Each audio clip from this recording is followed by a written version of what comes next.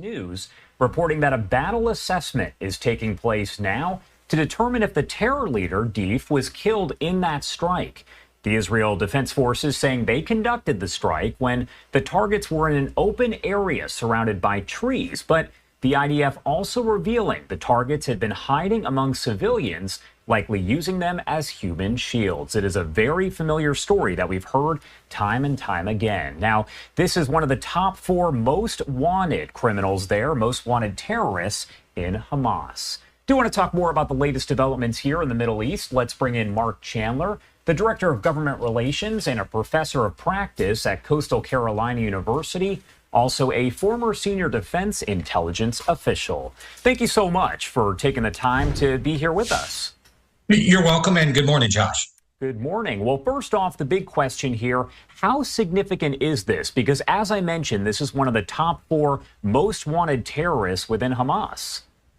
Josh, this would be a significant blow to Hamas and a very good and successful strike by Israel if they can confirm that they did take him out in this strike.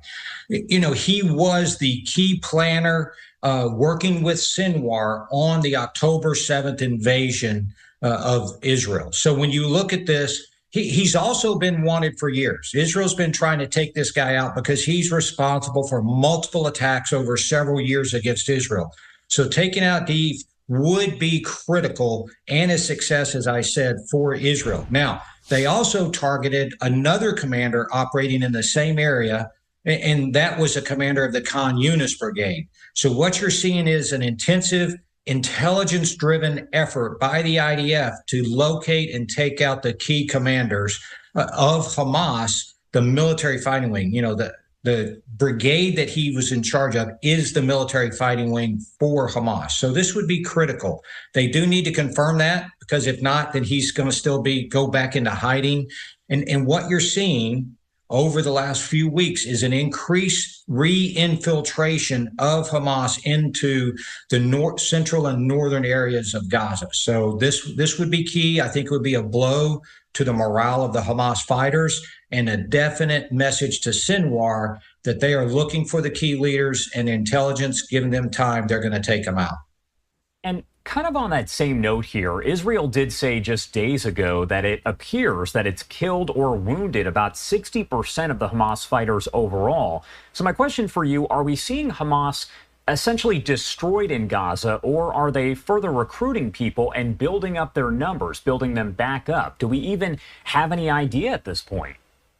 Well, I think what we're seeing, and let me go back in time just a little bit, and if we go back to the early days of the war, it was estimated that Hamas had about 30,000 fighters scattered in some 24 battalions or brigades, depending on how you want to characterize that structure.